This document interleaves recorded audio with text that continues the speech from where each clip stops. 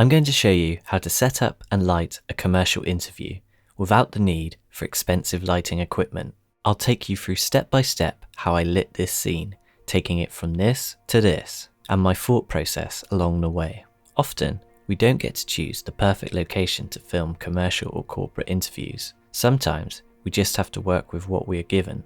And with that in mind, I wanted to see how I could transform my living room. My first step is to turn off any artificial light in a room to see what the ambient lighting is like. I then decide on where to place my subject. I try to find the most interesting backdrop possible. In this scenario, when the room itself isn't important, I'm not concerned with the background being in focus, and so I opened up my aperture to create a shallow depth of field. I'm also using a longer focal length to compress the background, making it seem closer than it actually is. As I'm working in a tight space, this helps to add to the appearance of depth. When there is none, I did actually like the natural light that was coming from the window. However, the backdrop did not work with the subject the opposite way around, and so I decided to cut it out using the curtains. This leaves the room in complete darkness. From here, I bought in 2 cheap 80-watt bulbs. These are daylight balanced, and because I blocked out all natural light, I felt like I needed to use both close together to create an even larger light source. I placed the lights as close as possible to the subject without being in the frame. The larger and closer your light source is, the softer it will be. The bare bulbs by themselves are very harsh, even when close, and so I added the simple diffusion sheet that comes with the softboxes. This already makes a difference, but I wanted the light to be even softer. To achieve this, I added in a second layer of diffusion using the transparent part of a 5-in-1 reflector. I don't own a lot of grip equipment, and so I had to improvise by using a combination of a tripod, boom pole and monopod. It looked a bit ridiculous, but it seemed to work.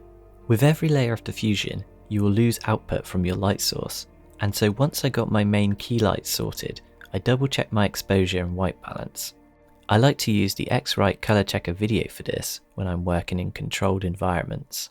It helps me get my levels right in camera, and it also comes in handy when color grading later on in the process.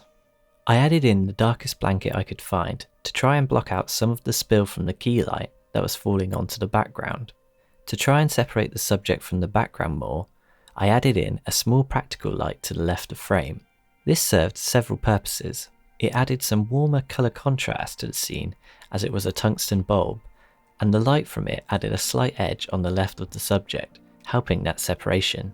Having a practical in shot also lets you get away with having other lights off screen, as the audience will assume it's coming from a similar light source. I wanted to further separate the subject from the TV in the background, and so I added a small LED panel, the Aperture MC, to act as a stronger hair light than the practical in shot. I set the colour temperature of this to try and match the practical in shot.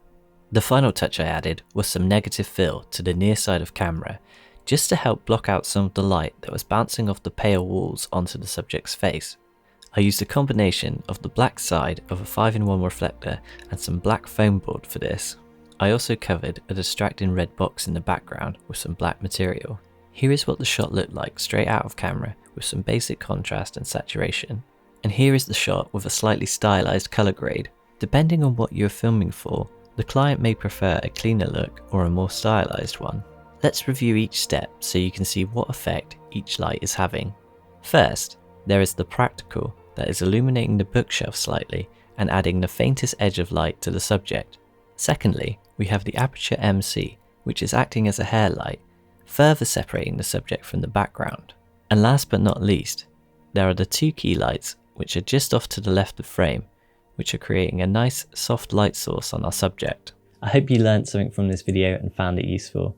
If you want to see more like this on cinematography and filmmaking in general, you can subscribe below or by clicking the link on screen. And if you want to see some behind the scenes content, you can follow me on Instagram. I make new videos every week, and I look forward to seeing you next time. Take care.